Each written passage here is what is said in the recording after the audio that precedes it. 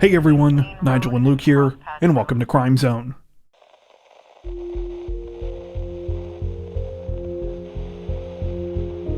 Authorities in Louisiana's Tangipahoa Parish say that a 25-year-old man is facing murder charges this week after he allegedly killed a woman during the middle of a failed carjacking, but was caught several days later when he called for help with a flat tire. According to reports, the disturbing incident began at around 2:30 p.m. on April 27th when police in the city of Hammond received a 911 call from a 31-year-old Carol Allen. Allen explained that she had been viciously attacked with a knife. However, before she could give dispatchers many more details, she lost consciousness. Police found Carol a short time later in the back seat of her car, which was parked in a vacant lot on West Pleasant Ridge Road. She was rushed to a nearby hospital, though sadly was pronounced dead. Thanks to the 31-year-old's social media activity in the lead-up to the crime, investigators were able to establish that at the time of her murder, Carol was supposed to be on a date with a 25-year-old man named Christopher Wilson. Wilson had a previous criminal record and had served 5 years on an attempted armed robbery charge in 2016. It's now alleged that Wilson lured Carol out on the pretense of a date, but really, his plan was to steal her car. When he tried to carry out this plan, though, she fought back, leading him to stab her with a kitchen knife. While Wilson reportedly fled after the fatal stabbing, he was tracked down on May 1st after he called police himself in the city of Natchitoches. At the time, the 25-year-old was apparently riding a bicycle at the side of the interstate and phoned because he needed some help with a flat tire. Unfortunately for him, officers looked his name up and discovered that he was wanted back in Tangipahoa Parish. He was arrested and is now facing charges including first-degree murder and armed robbery with a knife.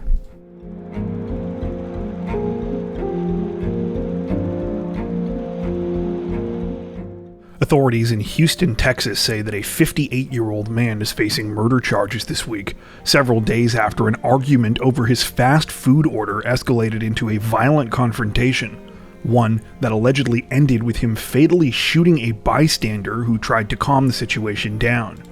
The incident began at around 6 p.m. on May 4th, when Houston police were called to a McDonald's location on the 8100 block of Katy Freeway with reports of a shooting. They arrived to find a 46-year-old man, later identified as attorney Jeffrey Limmer, unresponsive. Jeffrey had suffered 2 gunshot wounds and, sadly, was pronounced dead at the scene. After speaking to witnesses and staff at the restaurant, police learned that the trouble started a short time earlier when another man, later identified as 58-year-old Anthony Martin Landry, came to the McDonald's and was unhappy with his order. While demanding a refund, Landry reportedly got aggressive with the employees and began using racial slurs and making other insulting remarks towards them. As the situation got more heated, Jeffrey, who was also there getting food, tried to calm Landry down. However, this apparently caused Landry to direct his attention towards Jeffrey instead. Eventually, things turned physical, with Jeffrey pushing Landry to the ground outside before heading back into the restaurant. That's when Landry allegedly went to his car, retrieved a handgun, ran back inside, and shot Jeffrey twice before fleeing the scene. While Landry managed to remain at large for several days, according to reports, he was finally arrested and charged with murder on May 10th. The 58-year-old has a lengthy criminal history, and at the time of his arrest was apparently already facing an aggravated assault charge for attacking a family member earlier this year.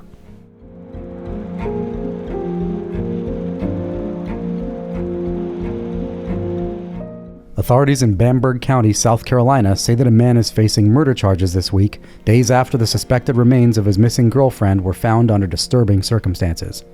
According to reports, the case began when police were contacted by concerned loved ones of 25-year-old Megan Bodiford. Megan had last been heard from on April 25th when she sent a chilling text message to one of her friends. That message was about her boyfriend, 28-year-old Jarrett Davis. It read in part, quote, "If you don't hear from me in 30 minutes, he killed me. He has a gun." Police went to search Megan and Jarrett's home in the city of Denmark. However, during that search, she was nowhere to be found. This was despite the fact that Megan's 4-month-old daughter was there. The investigation continued for several more days until on April 30th, authorities were called about another disturbing development. A burnt-out vehicle had been found just off of Turnray Road, less than 2 miles from Megan's house. Inside were charred human remains. While a positive identification still has yet to be made at the time of this recording, sadly, police have said they are almost certain this is the body of the missing 25-year-old. They also allege that Jarrett Davis shot Megan and put her in the vehicle before setting it on fire. After collecting additional evidence including a cell phone, security cameras, and a baby monitor, authorities charged Davis with Megan's murder. He is also facing charges of possession of a weapon during a violent crime, unlawful possession of a firearm by a person convicted of felony offense, third-degree arson, and desecration of human remains. Megan's friends and family have since criticized the police response to the situation, arguing that Davis never should have been able to commit the crime in the first place. At the time of the crime, he already had a warrant out for a prior domestic violence offense, with Megan's cousin saying in a statement, quote, "If he would have been locked up the way he was supposed to be the first time, maybe he wouldn't have gotten a chance to get this far with her." In addition to her 4-month-old baby, Megan leaves behind 2 other young daughters. At the time of this recording, the situation is still under investigation.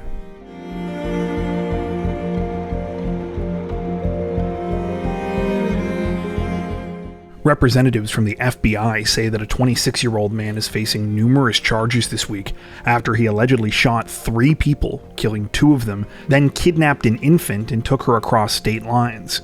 The case began shortly before 4:30 p.m. on May 3rd, when a pair of men in the city of Clovis, New Mexico, called 911 after making a horrifying discovery. While walking through Ned Houck Park, they had stumbled across 2 women and a young child, all of whom appeared to have suffered gunshot wounds. After racing to the scene, police were able to confirm the awful situation. The 2 women, later identified as 23-year-old Samantha Cisneros and 23-year-old Taryn Allen, were both pronounced dead. A 5-year-old girl who was determined to be Samantha's daughter had been shot in the head but was still alive. She was rushed to a hospital just across the state border in Lubbock, Texas. Though all of this was disturbing enough on its own, the case got even darker when police made another discovery in the parking lot close to the crime scene. Next to a van that belonged to Samantha, officers found a stroller as well as clothes and a car seat clearly meant for an infant. A short time later, they confirmed that Samantha's youngest daughter, 10-month-old Aaliyah Maria Torres, was missing. An Amber Alert was issued immediately afterwards. After beginning an intense search for the infant, authorities were reportedly able to trace the victim's steps in the lead-up to the deadly shooting. Thanks to a combination of cell data and surveillance footage, they learned that Samantha, Taryn, and the kids had gone to a couple of stores, including a Dollar Tree in the area, before finally arriving at the park right before 3 p.m. Further analysis of this same data revealed a phone number that appeared to be following them. It allegedly belonged to a 26-year-old man named Alec Isaiah Collins. Over the next couple of days, investigators were able to uncover more information about Collins, including that he had rented a car about a week and a half before the murders. The owner of the car was able to provide GPS information that traced the 26-year-old to an address in Abilene, Texas. By the time officers in the area responded to the situation, Collins had fled the residence. He allegedly carjacked an Uber driver at gunpoint and stole their vehicle, though was stopped a short time later after he attempted to ram a police patrol car. Collins was arrested, and thankfully, baby Aaliyah was recovered physically unharmed. At the time of this recording, no update has been given on the condition of Aaliyah's 5-year-old sister, who is still in hospital. The motive behind the crime also remains a mystery, as so far police say that they do not believe Collins had any connection to the victims. That being said, the FBI did reveal in a statement that Collins was involved in a previous incident in October of 2023, in which he called their Threat Operations Center and made disturbing comments.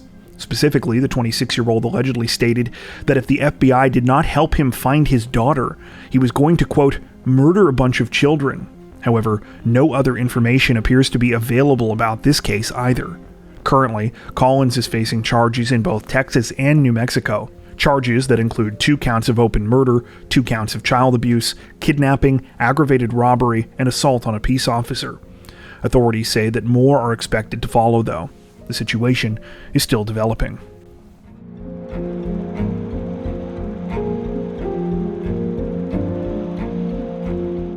Representatives from the Kentucky State Police say that they're working to piece together the events of an awful and mysterious tragedy this week after a 56-year-old woman went on a fatal shooting spree, one that ended with her dead, as well as 2 other members of her family.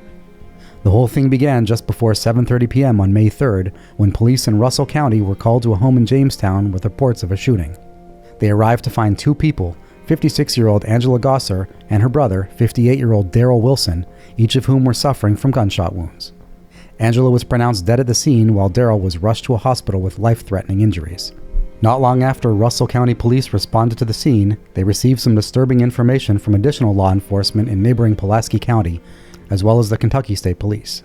It turned out that 2 other shootings were being investigated simultaneously in the local area, both of which authorities now had reason to believe were linked to the incident in Jamestown. The first incident happened at around 6:30 p.m. when police found a man lying beside the road about 200 feet from his home on Brown Ridge Road. The man was quickly identified as Larry Gosser, a retired sergeant with the Kentucky Department of Fish and Wildlife and the husband of Angela Gosser. He was also pronounced dead from gunshot wounds. The second incident had happened about half an hour later when police were called to a residence in Russell Springs belonging to Angela's sister, 57-year-old Jennifer Wilson. Sadly, when officers got there, they found Jennifer dead in the driver's seat of her Toyota Camry. It appeared that she had been shot through the passenger side window. After linking all of these shootings together, investigators were able to establish an order of events. They now allege that Angela Gosser shot and killed her husband, then drove to Jennifer's house and killed her, after which she attempted to kill her brother as well. However, when she attempted to force her way into Daryl's residence, he was able to grab a gun of his own, leading to a shootout in which Angela was killed. At the time of this recording, unfortunately no information about a possible motive has been released behind the tragedy. The situation is still developing.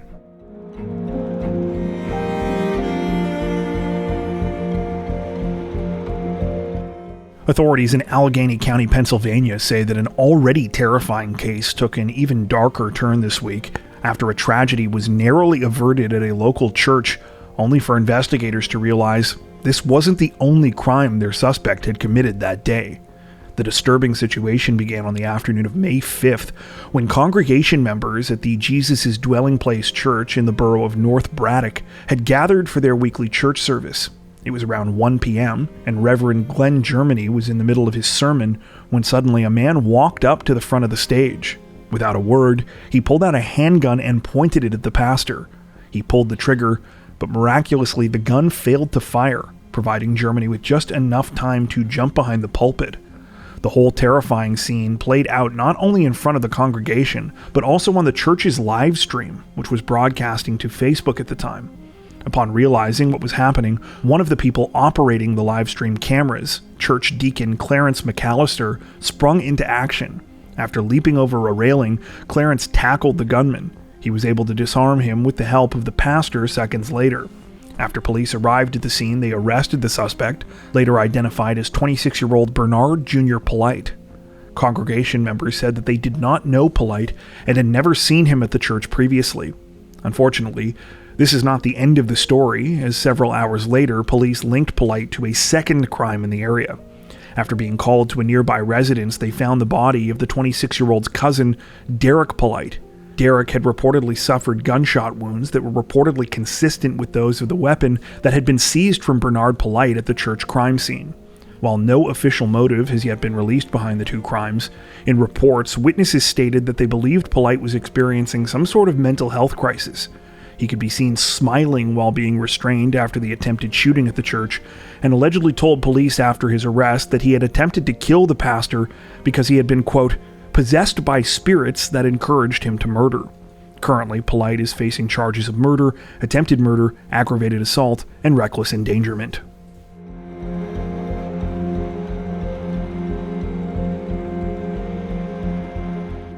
Authorities in Beltrami County, Minnesota, say that a 35-year-old woman has been officially indicted this week, nearly 2 months after she allegedly murdered her own 2 young sons and set their house on fire.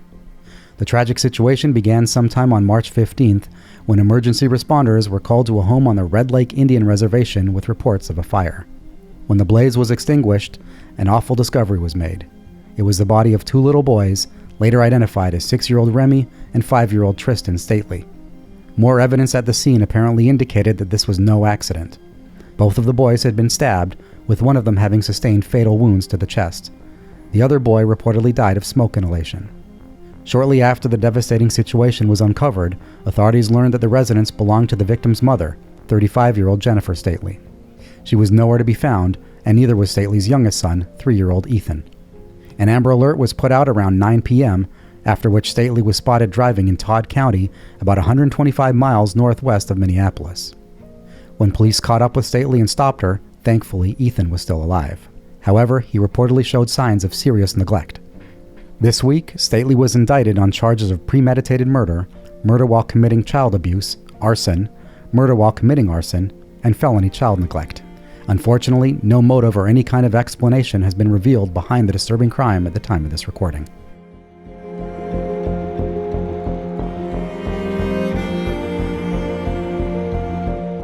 Representatives from the Georgia Bureau of Investigation released a major announcement in a more than 2-decade-old murder investigation this week, revealing that after all these years they had finally arrested and charged a suspect in connection with the cold case. The case began all the way back on the morning of January 19th, 2001, when emergency responders were called to the scene of a fire at a home on Fawn Drive in the city of Athens. When firefighters went inside, they discovered the body of 23-year-old Tara Louise Baker. It was immediately clear that this was no accident. Not only had the fire been started deliberately, but Tara showed signs of having been brutally attacked. An autopsy would later reveal that she had died from ligature strangulation. She had also suffered stab wounds to her neck and blunt force trauma to the head. When police began investigating the murder, they learned that Tara was a first-year law student at the nearby University of Georgia. She had last been seen there at around 7:30 p.m. the previous night while she was at the UGA Law School library. A little over 2 hours later, the 23-year-old called one of her friends to make sure that they had gotten home safely. At the same time, she said she was planning to leave the library at 10 p.m. Though extensive efforts were made to identify Tara's killer back in 2001, much to the frustration of detectives, nothing panned out. The case eventually went cold and would stay that way for the next 2 decades. Well, it's not exactly clear what led to a breakthrough after all this time. According to statements made during this week's announcement, it began in September of 2023 when the GBI's cold case unit partnered with the Athens Clarke County Police Department to, quote, conduct an in-depth review and analysis of the ongoing investigation into Tara's death. This review and analysis finally led to a suspect, 48-year-old Edric Lamont Faust.